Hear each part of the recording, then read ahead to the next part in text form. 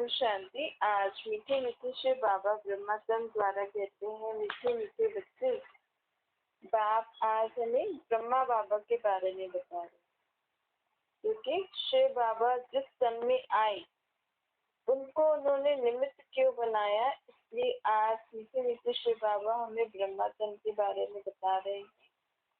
बाबा कह रहे हैं, निराकार बाप ने साकारी बच्चों को साकारी रूप में पालना दी। किस सन द्वारा? ब्रह्मा बाप। ब्रह्मा बाप को निमित्त क्यों रखा? क्योंकि इसी ब्रह्मा बाप की आत्मा ने 84 जन्म लिए, अर्थात जब से सृष्टि पर सत्युग की स्थापना हुई तब से ब्रह्मा की आत्मा इस सृष्टि पर पार बचा रही है। तो और भी आत्माएं, लेकिन जब से ब्रह्मा की आत्मा ने कृष्ण का रूप धारण करके जन्म लिया, उस सेकंड से सत्य की स्थापना हुई। तो एक्यूरेट सेकंड के हिसाब से भी 84 जन्म इन्होंने लिया। साकार रूप में माध्यम बन अब वह भगवान का भी रथ बना। तो बाबा कहते हैं, और ये बड़ा इनकी आत्मा बड़ी ही शक्तिशाली। भाई परमात्मा जो हमें कार्य कहे, हम वो कार्य प्रैक्टिकल में करेंगे, तभी तो लोग हमें देख के फॉलो करेंगे ना। तो बाबा ने भी इस ब्रह्मा की आत्मा को क्यों चुना? क्योंकि ये बड़ी शक्तिशाली आत्मा थी और इनको उनपे अच्छे से जल्दी से निश्चय हो गया। और बाबा ने जैसे इनको जो भी कहा वो उन्होंने फटाफट से कर ली। निश्चय था ना, विश्वास था उनके ऊपर। भाई हम कहें बाबा किसी और तन में क्यों नहीं आए, तो बाबा कहते बाबा तो सबको एक जैसा ही ऑफर करते हैं। अब आप कितना निश्चय करके बाबा की हर बात को समझ के फॉलो कर रहे हो, उसको लाइफ में इम्प्लीमेंट कर रहे हो, क्योंकि बाबा को तो क्या चाहिए, बाबा को तो पूरी दुनिया स्थापन करनी है। तो एक करेगा तो एक को देख के दूसरा करेगा, तीसरा करेगा, चौथा करेगा, तभी तो दुनिया बनेगी। तो बाबा ने माध्यम ही ऐसी शक्तिशाली आत्मा का लिया, उसके तन का, जिसने तुरंत इनका तो बहुत अच्छा बिजनेस था, लेकिन परमात्मा के इनके शरीर में आने के बाद इनको परमात्मा ने जो कहा इन्होंने तुरंत कर दिया। इसलिए बाबा कितने शक्तिशाली एग्जाम्पल को देख फिर और भी सहज फॉलो कर देते हैं ना। आज हमें बाबा कहते हैं, चलो बाबा छोटी सी बात भी कहते हैं, बाबा के लिए तो ये लहसुन प्याज छोड़ना छोटी सी बात है। अगर हम इसको फॉलो नहीं करेंगे, बाकी बातें तो और दूर है, लेकिन अगर हम इसी छोटी सी बात को भी नहीं कर पा रहे हैं तो बाबा तो हमें लोग देख के कैसे फॉलो करेंगे? हम करेंगे तभी तो और भी करेंगे ना। देखो इन्होंने भी तो किया है ना, हमें भी आप करने दो। तो ऐसे ऐसे करके और बातों पे हम लीस्ट फटाफट कर लेते हैं, लेकिन बाबा ऐसी ऐसी आत्माओं को चूज करते हैं जो एग्जाम्पल बने, जिनको देखकर और भी बाबा की श्रीमत पे चल पड़ी। तो इसीलिए शिव बाबा ने ब्रह्मा का तन लिया। तो स्नेही बच्चों के लिए स्नेह की निशानी है। अब बाप से अगर हमें स्नेह है शिव बाप से, तो हमें क्या करना है, जैसे ब्रह्मा बाप ने किया वैसे हमें करके दिखाना है। शिव बाबा ने जैसे ब्रह्मा के तन में आकर किया, उनके तन में आकर फिर उनको जो भी शिक्षाएं दी उन्होंने फॉलो किया, उन्होंने वो पालन किया, वैसे ही हमें भी करना है। तो बाबा कहते हैं इस ब्रह्मा ने सर्वंश त्याग किया। कौन सा त्याग किया? सिर्फ शरीर का त्याग नहीं किया लौकिक संबंध से, लेकिन सबसे बड़ा त्याग किया मन बुद्धि का। आज हम कहें हमने बहुत त्याग किया है किसी भी रीति से, लोग कहते हैं ना मैंने इतना त्याग किया। बाबा कहते सबसे बड़ा त्याग होता है मन और बुद्धि से समर्पण, अर्थात मन बुद्धि में हर समय ही बाप और बाप की श्रीमत की हर कर्म में स्मृति रहे। अब हम मन और बुद्धि को कैसे समर्पण करना है बाबा के ऊपर, जैसे ब्रह्मा बाप ने किया वैसे ही हमें भी अपना मन बुद्धि से बाबा के आगे समर्पण होना है। अर्थात मन बुद्धि में हर समय बाप और श्रीमत की हर कर्म में स्मृति रहे, हर कर्म में सदा स्वयं को निमित्त समझ हर कर्म में न्यारे और प्यारे बनना है। देह के संबंध से मैंपन का त्याग कर। बाबा कहते हैं जब बच्चे मन बुद्धि से बाप के आगे समर्पित हो जाते हैं ना कि हमारे संकल्पों में भी वही, हमारी बुद्धि निर्णय भी उसकी श्रीमत अनुसार करे, तो हम समर्पण हो गए ना, बाबा जो कहें वो करेंगे ना। तो देह के संबंध स्वतः ही त्याग हो जाती। जब हमारा मन ही वैसा सोच रहा है, बुद्धि वैसे निर्णय कर रही, तो ऑटोमेटिकली देह के संबंध, देह के पदार्थ, इस देहिक जीवन हम कैसे जिएंगे? बाबा के अकॉर्डिंग जिएंगे ना। तो मन बुद्धि समर्पित कर दिया मतलब हम पूरा ही बाबा पे समर्पित हो गए, मतलब जो बाबा कहेंगे हम करेंगे। ऐसे इसे ब्रह्मा ने भी करके दिखाया। तो बाबा कहते तुम्हें भी अब ऐसा बनना है। फिर बाबा कहते हैं दूसरी बात ब्रह्मा ने क्या करी? ब्रह्मा सदा आज्ञाकारी है, हर समय हर बात में, चाहे उन्होंने खुद का पुरुषार्थ किया। ऐसे नहीं कि मैं उनके शरीर में आया तो उन्होंने कुछ मेहनत नहीं करी, उन्होंने भी मेहनत करी अपने विकारों को छोड़ने में, अपनी मनसा वाचा कर्मणा को सुधारने में। ब्रह्मा की आत्मा ने भी मेहनत करी, क्योंकि बाबा कहते हैं उनको भी तो सत्य की दुनिया में जाना है ना, देव पद पाना है। तो बाबा कहते हैं इससे ब्रह्मा की आत्मा ने हर समय हर बात में, चाहे श्लोक के पुरुषार्थ में, चाहे यज्ञ में, पालना में निमित्त बने।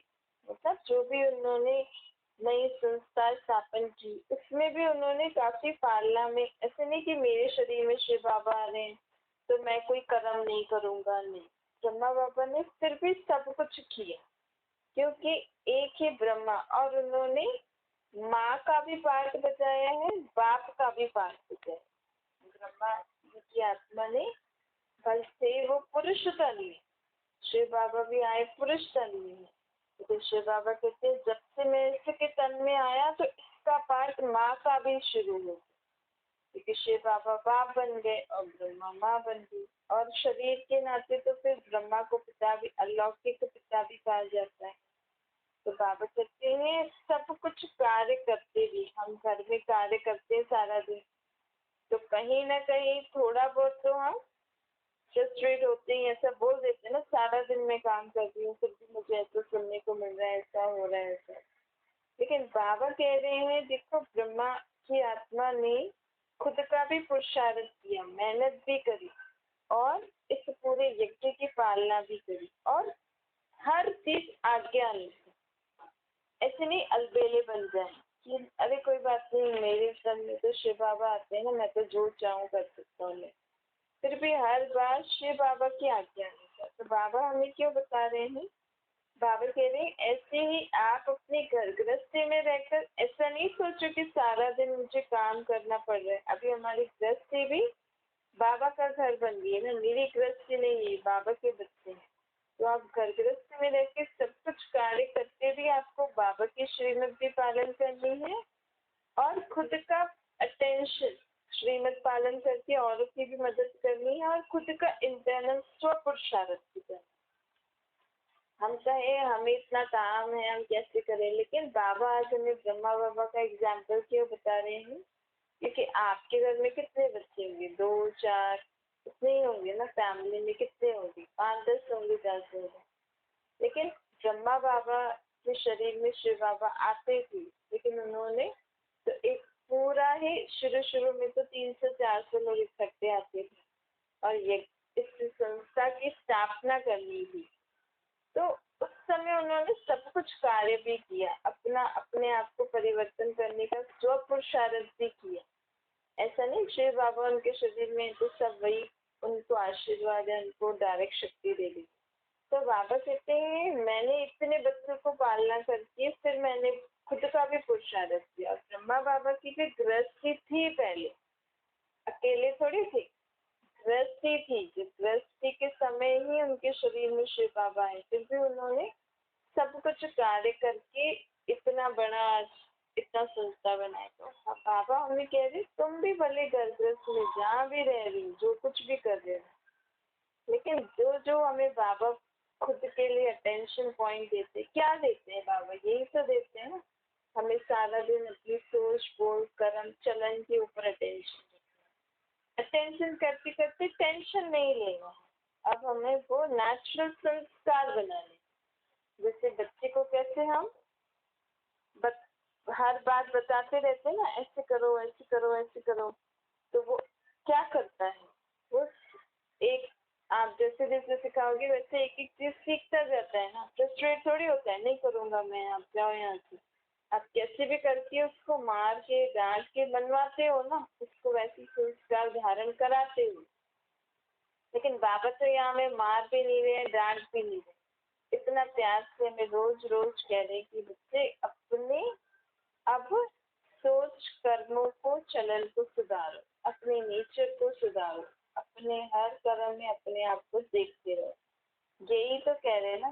तो हमें नेचुरल अटेंशन देते देते ये अपने संस्कार बनो। तो इसमें ये हमें कभी भी नहीं आना चाहिए कि हमें समय नहीं मिलता, सारा दिन तो हम औरों के लिए, और नहीं, ये सब बाबा के बच्चे हैं, आपको उनके साथ रहकर और आप अगर कर्म करते हुए अपने आप को परिवर्तन करते जाएंगे ना, तो वो और अच्छा है।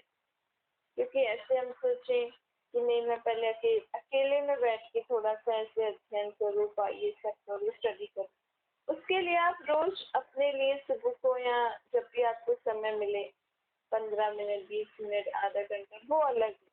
लेकिन फिर इसकी प्रैक्टिस आप कर्म करते समय करें, वो अच्छा है। फिर बाबा कहते हैं इस ब्रह्मा में हर संकल्प में वफादार है। जैसे पतिव्रता नारी पति के बिना और किसी को स्वप्न में भी याद नहीं करती, ऐसे ये ब्रह्मा की आत्मा हर समय एक बार दूसरा में कोई यह वफादारी उन्होंने दी। क्योंकि हर विशाल नई स्थापना की जिम्मेवारी के निमित्त ब्रह्मा बने, लेकिन किस बल से बने? वफादारी के। एक भरोसे के प्रत्यक्ष कर्म में हर परिस्थिति को सहज पार किया और कराया। वैसे ही हमारे जीवन में भी परिस्थिति तो आती है ना, लेकिन बाबा कहते हैं जब ब्रह्मा ने भी इतनी सारी कठिनाई पार करके इतना बड़ा कार्य किया, तो हम भी अपने जीवन में जो भी हमारी गृहस्थी, हमारी नहीं, बाबा की जो भी सेवा, आप अपने घर को बाबा का घर में, आपके बाबा के जो भी घर में जो भी बातें आती है उनको बढ़ेंगे, बाबा को एक बार, बाबा पे एक बार एक भरोसा रखें कि बाबा ही है, वही सब कुछ करें। इस वफादारी से जितना चलेंगे उतना हम हर परिस्थिति से पार हो जाए। फिर बाबा कहते हैं देखो ये ब्रह्मा विश्व सेवाधारी है। सेवा की विशेषता एक तरफ अति निर्माण वर्ल्ड सर्वेंट, दूसरी तरफ ज्ञान की भी अथॉरिटी। अब क्योंकि श्री बाबा तो विश्व का पिता है ना, तो ब्रह्मा द्वारा उन्होंने विश्व की सेवा कराई। तो यहाँ पे विश्व की सेवा करने के लिए कौन सी दो विशेषता थी कि वो बहुत ही निर्माण थे, अति निर्माण की मैं वर्ल्ड का सर्वेंट, एक तरफ अपने आप को सर्वेंट समझती थी, दूसरी तरफ उनके पास ज्ञान के था। तो ऐसे ही बाबा कहते हैं आप सारा दिन जो भी कार्य कर रहे हो, आप ये समझो कि मैं यहाँ सेवाधारी हूँ, ये बाबा के बच्चे हैं, मैं उनकी सेवा के निमित्त। देखो आज आप कहीं गुरुद्वारे या कहीं ऐसी धार्मिक सेवा करने जाते, तो कैसे हमारा नेचर परिवर्तन हो जाता है ना, कोई हमें कुछ ऐसा कुछ बोले तो भी हम चुप रहते हैं, हाँ हाँ ठीक है ऐसे करके अपनी जो सेवा है वो करते रहते हैं। और घर में यही हमें कोई कुछ बोले तो फिर मैंपन मेरापन और ऐसे सब बहान आ जाता है, देह और तो बाबा ऐसे कहते हैं कि अब आप घर में रहते हुए भी अपने आप को ऐसे समझो कि मैं सेवादारी। आज बाहर कोई हम धार्मिक स्थल में क्यों सोचे, आज कोई जॉब पे जा रहे हैं तो जॉब पे तो फिर सुनना भी पड़ता है। तो यही आप अपने घर का ही सोच लो ना कि मेरे अब सुबह से रात तक ये जॉब का टाइम, इस रीति हम तो अपने आप को परिवर्तन करेंगे कि मैं अभी यहाँ की सर्वेंट हूँ, हर सेवाधारी हूँ, और प्लस अपने अंदर ज्ञान की अथॉरिटी भी होनी चाहिए कि मैं अभी स्टूडेंट भी हूँ, मुझे बाबा ने इतनी ऊंची नॉलेज दी है, इस ज्ञान की अथॉरिटी हमारे अंदर कब आएगी? जब हम इसके बारे में मनन करते रहेंगे, विचार सागर मंथन करते रहेंगे। बाबा कहते हैं देखो, कोई शास्त्र आदि कंठ कर लेते हैं, कुछ ग्रंथ आदि पढ़ लेते हैं या कुछ पाठ आदि अच्छे से याद कर लेते हो, तो उनको कितनी अथॉरिटी होती है ना। भले उनको समझ में कुछ नहीं आ रहा है, लेकिन वो बड़ी अथॉरिटी से कहते नहीं, मैं ये सारा पढ़ लेता हूँ, इसमें क्या है, इसका अर्थ क्या है वो मुझे नहीं पता, लेकिन वो अथॉरिटी से सब हमें कहते हैं, तो हम उनको बहुत मान देते हैं कि हाँ इनको इतना आता है। तो यहाँ तो बाबा हमें इतनी सच्ची बातें बता रहे हैं जो किसी को भी नहीं पता आज तक। जो भी बड़े बड़े विद्वान पंडित हैं, ये शिव भगवान अच्छे, बाबा ऐसा कहते हैं कि दुनिया में जितने बड़े बड़े भी संत गुरु महात्मा है ना, उनको ये नहीं पता है कि परमात्मा कौन है, भगवान कौन। वो भगवान को सर्वव्यापी मानते हैं, कण कण में मानते हैं। और हमें इतनी बड़ी नॉलेज हमें मिली है कि हम भगवान के बारे में जानते हैं, हम भगवान के घर को जानते हैं, हम स्वयं को जानते हैं। लोग गंगा स्नान या सरोवर में, गुरुद्वारों में स्नान क्यों करते हैं? वो सोचते हैं शरीर पर लेप चढ़ा है। लेकिन आज हमारे पास इतना बड़ा ज्ञान है कि मुझे पता है कि मेरी आत्मा पर लेप चढ़ा है, और मैं उस परमात्मा को याद करके अपनी आत्मा की मैल को साफ करती हूँ रोज कर्म करते हुए। मैं उस परमात्मा से डायरेक्ट मिलन बनाती हूँ। मुझे सृष्टि, मुझे आत्मा को बाबा ने इतना ऊंचा ज्ञान दिया है कि उन्होंने मुझे बताया कि अभी सृष्टि पे स्वर्ग आने वाला है, अब ये सृष्टि परिवर्तन होने वाली है, ये युग परिवर्तन। तो इतनी बड़ी ज्ञान की बातें बाबा ने हमें बताई हैं, जिनसे हम अपने संस्कार स्वभाव को परिवर्तन कर रहे हैं, अपने आप को कलियुग की मनुष्य आत्मा से देव आत्मा बना रहे।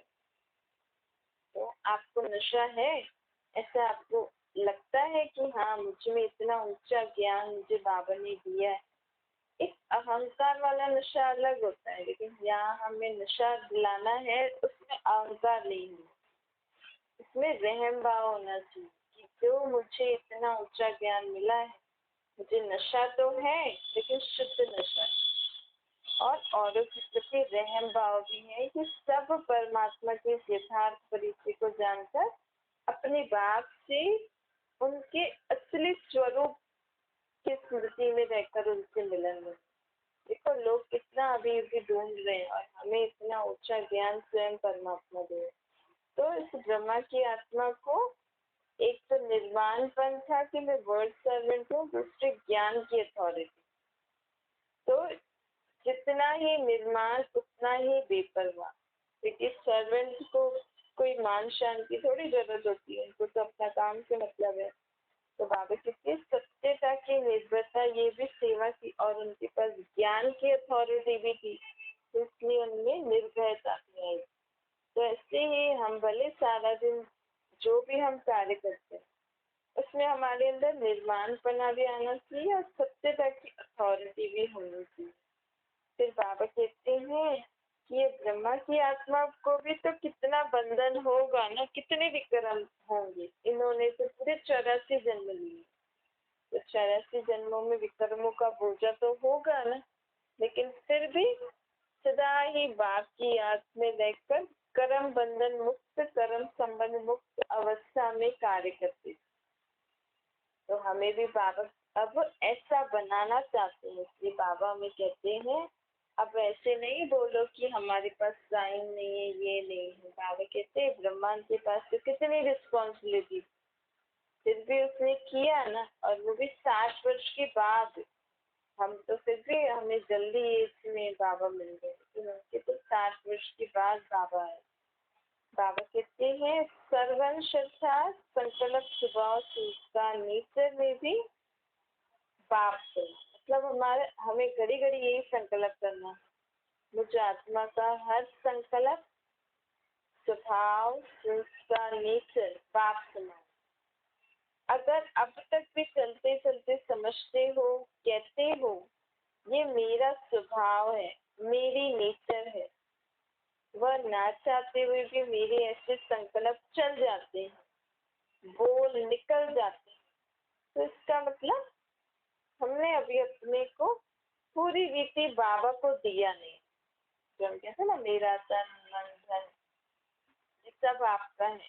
अगर हमारे ऐसे बोल निकलते हैं, मेरा स्वभाव ऐसा है, मेरी नेचर ऐसी है, मैं चाहती नहीं हूँ लेकिन संकल्प आ जाते हैं, मैं बोलना नहीं चाहती हूँ लेकिन मुख से निकल जाता है, तो मतलब बाबा कहते हैं अभी तुम्हें बाबा को अपना बाबा से अपना सब कुछ तुमने त्याग नहीं किया, मतलब बाबा को दिया नहीं। तो अब जब भी मेरा शब्द आए तो ध्यान रखो, जब भी मैं मेरा बोलूं तो हमारी बुद्धि में तुरंत आना चाहिए, नहीं सब आपका है बाबा, सब तेरा है, मेरा नहीं है। बाप का स्वभाव तो मेरा स्वभाव। अब बाबा कहते स्वभाव मतलब स्व का भाव, अर्थात हमारा आत्मिक भाव। हम कहते हैं ना मेरा स्वभाव ऐसा है, तो वो शरीर का स्वभाव है, लेकिन यहाँ अभी मुझे अपने शरीर के स्वभाव अनुसार नहीं चलना है। जो मुझे आत्मा का स्वभाव है, मेरी आत्मा का भाव क्या है, जो मेरे बाप का भाव, वैसे ही मुझे अपने स्वभाव बनाना। आत्मिक भाव से सबसे हमें संबंध निभाना। बाबा कहते हैं संस्कार हमारे सदा ही बाप समान हुए। कैसे? संस्कार हमारे हमेशा स्नेह, रहम, उदार दिल होना। देखो उदार दिल मतलब बड़े दिल वाले, छोटे दिल वाले ना हद का अपनापन दिखाते हैं, चाहे अपने प्रति, चाहे अपने घर संपत्ति के प्रति। और बड़ी दिल वाला जो होगा ना, वो सर्व को अपना मानेगा और बड़ी दिल से सदा हर प्रकार के कार्य, चाहे तन के, चाहे मन के, चाहे धन के, चाहे संबंध में सफलता की बरकत होती है। जिसकी बड़ी दिल होती है ना, उसके हर कार्य में बरकत होती है। बरकत अर्थात ज्यादा फायदा होता है। और छोटे दिल वाले को मेहनत ज्यादा लगती है और सफलता कम होती है। उसकी बड़ी दिल होगी, उसका तन भी अच्छी रीति चलेगा, मन में भी अच्छे विचार आएंगे, धन में भी बरकत होती जाएगी, संबंध में भी। तो आजकल संबंधों में दुख ज्यादा है ना, तो उन बड़ी दिल वालों के संबंध में भी अच्छा सफलता, अच्छी संबंध निभाएंगे। तो बाबा कहते हैं जो छोटे दिल वाले होते हैं ना, छोटे दिल वाले हद के, बस मैं मेरा इतने में ही सीमित रहेंगे बस। तो उनके भंडारे और भंडारा उसमें बरकत नहीं आती। जिसकी छोटी दिल होती है ना, उसके भंडारे अर्थात संपत्ति और खान पान में बरकत नहीं। और बड़ी दिल वाले जो होते हैं ना, उनके भंडारे और बरकत सदा ही भरपूर रहते हैं। तो बाबा कहते हैं बड़ी दिल वालों पे बड़ा साहिब परमात्मा भी राजी रहते हैं। देखो आज आपने किसी भिखारी को या किसी भी ऐसी आत्मा को आपने खाना खिलाया, तो वो आपने नहीं खिलाया, क्योंकि वो उसने अपना जीवन ऐसे दे दिया। तो परमात्मा को भी ऐसी आत्मा पे रहम आता है। तो वो जब भगवान पे उनसे ऐसे मांगते हैं, तो परमात्मा उनकी आश सुन के उन आत्माओं से उनको भोजन दिला देते हैं जो बड़ी दिल वाले होते हैं।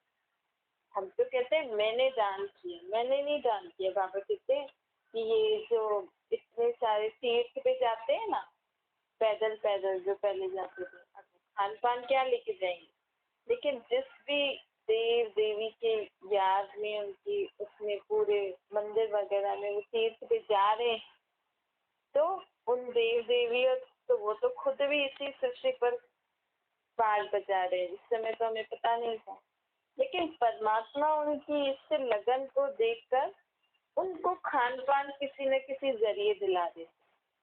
तो हम तो होते हैं कि मैंने दान किया, मैंने नहीं किया, लेकिन मेरी बड़ी दिल है ना, और मुझे ऐसे सब दान पुण्य करना अच्छा लगता है, तो परमात्मा ने मेरे द्वारा करा। तो ऐसे होता है। बाबा कहते हैं जिनकी बड़ी दिल होती है ना, उनपे बड़ा साहिब भी राजी होता है। राजयुक्त पर साहिब सदा राजी रहता है। हमें भी सदा क्या करनी चाहिए, बड़ी दिल करनी। बाबा कहते इस रीति हमें अपना बाबा को हमें अपने तन मन धन अपना संकल्प बोल कर्म सब प्रकार से हमें बाबा को समर्पित करना है। सर्वंश त्याग उसी को ही कहते। तो हम क्या हो जाएंगे कि जो बाबा मुझसे चाहते हैं वो मैं कर सकूँ। जब तक मैं बाबा को दूंगी ही नहीं तो बाबा भी मुझे कैसे टच करे। तो हम चाहते हैं कि बाबा मुझे टच करे, बाबा मुझसे कार्य कराए, तो जब तक हमें सब कुछ बाबा को देना पड़ेगा ना। बाबा कहते हैं तुम बच्चे पूज्य आत्माएं थी ना, अब हम क्या बन गए हैं, पुजारी बन। पूज्य आत्मा था जिसको सब द्वारा मान मिले। मान किसको मिलता है, जो खुद के समान में रहता है। लेकिन हमें देहभान वाले समान में नहीं रहना है, हमें आत्मिक समान में रहना है। कुछ आत्मा का समान क्या है, मैं आत्मा कौन हूँ, मैं शांत स्वरूप, सुख स्वरूप, प्रेम स्वरूप, आनंद स्वरूप, शक्ति स्वरूप। तो बाबा कहते हैं अगर हमारी सदा ऐसी ऊंची दृष्टि, ऐसी ऊंची भावना सर्व के प्रति रहेंगी कि सब शांत, मैं भी शांत आत्मा, वो भी शांत आत्मा, सभी के प्रति हमारी रहम दृष्टि रहेगी, सभी के प्रति हमारी अच्छी सोच रहेगी।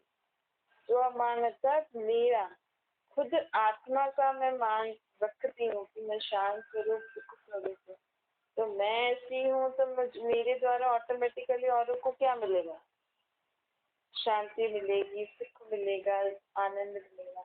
जब औरों से मुझे ये सब, औरों को मेरे द्वारा ये सब मिल रहा है तो और लोग आपे ही आपको क्या देंगे, मान।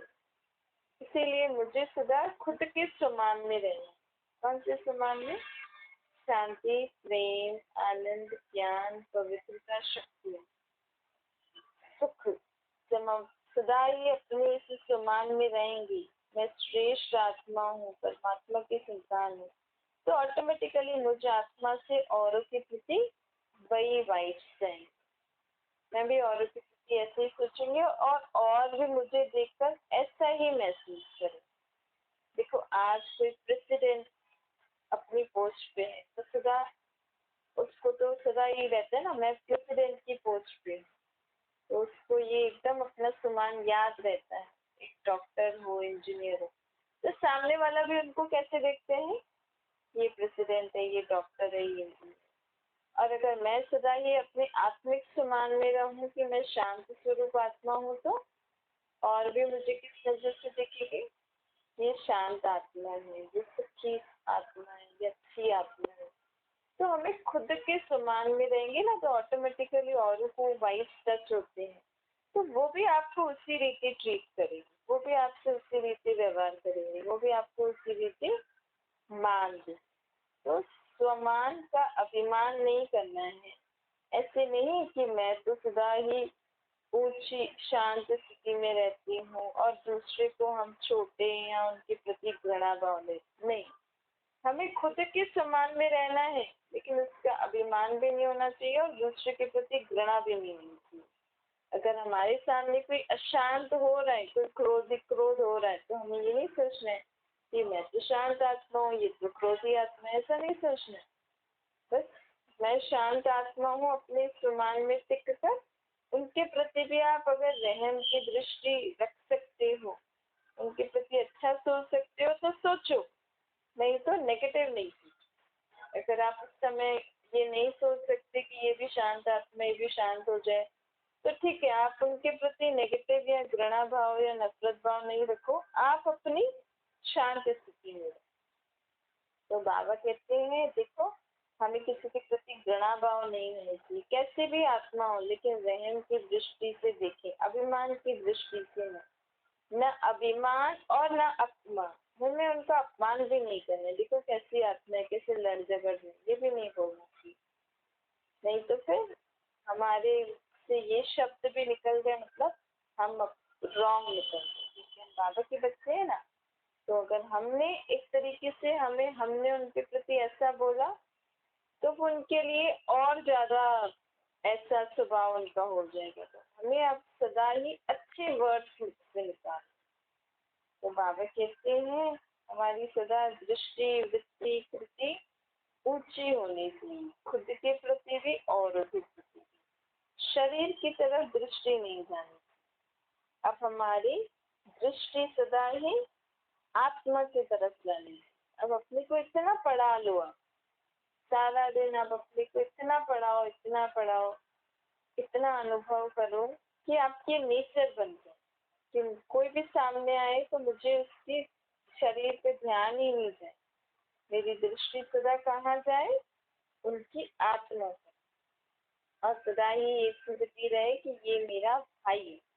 इस रीति बाबा कहते हैं अपने को जितना हम पढ़ाएंगे, जितना मनन करेंगे, जितना जितना हम अपने अंदर उन बातों को रिवाइज करते रहेंगे, उनको जीवन में प्रैक्टिकल में लाते रहेंगे, उतना वो स्वरूप हमारे आज जीवन में आ जाएगा, हमारे चेहरे पर, हमारी चलन में आ जाएगा। अच्छा, मीठे के शुक्ल के बच्चे पुत्री, माता पिता बाप दादा का याद प्यार और गुड मॉर्निंग रूहानी बाप की हम सभी रूहानी बच्चों को नमस्ते। हमारे भी रूहानी माता पिता बाप दादा को याद प्यार, गुड मॉर्निंग और नमस्ते। वरदान है सर्व पुराने खातों को संकल्प और संस्कार रूप से भी समाप्त करने वाले अंतर्मुखी बनो। बाप दादा बच्चों के सभी चौपड़े अब साफ देखने जाते हैं। चौपड़े कौन से? आत्मा के। आत्मा में जो बुरे स्वभाव संस्कार पुराना खाता है वो सब साफ देखना चाहते हैं। थोड़ा भी पुराना खाता अर्थात बाहर मुक्ता का खाता संकल्प व संस्कार रूप में भी न हो। बाहर मुक्ता का खाता अर्थात जो हमने जन्म जन्मांतर इस देह अभिमान देह बाण के वश जो भी बुरे कर्म किए हैं तो वो बाहर मुक्ता का खाता हो गया। तो अब उस खाते को संकल्प और संस्कार रूप में भी नहीं रहना।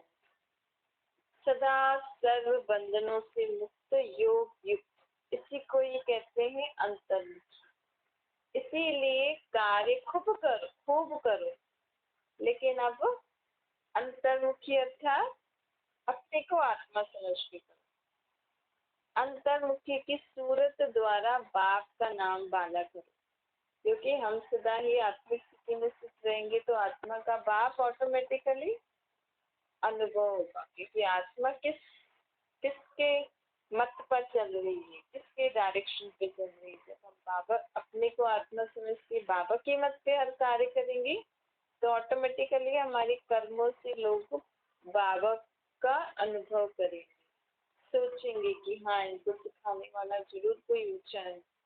आत्माएं बाप का बन जाएं और हमारे ऐसे करने से और आत्माएं भी बाबा की बन जाए।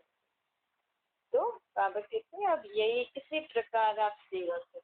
स्लोगन है अपने परिवर्तन द्वारा संकल्प बोल संबंध संपर्क में सफलता प्राप्त करना ही सफलता है। आप चाहते हैं अगर हमारे हर संकल्प बोल संबंध संपर्क में सफलता हो अर्थात सक्सेस हमें मिले, हमारे संबंध अच्छे हो जाए, सबसे हमारे संकल्प बहुत अच्छे हो जाए, हमारे बोल अच्छे हो जाए, तो इसके लिए हमें खुद को परिवर्तन करना।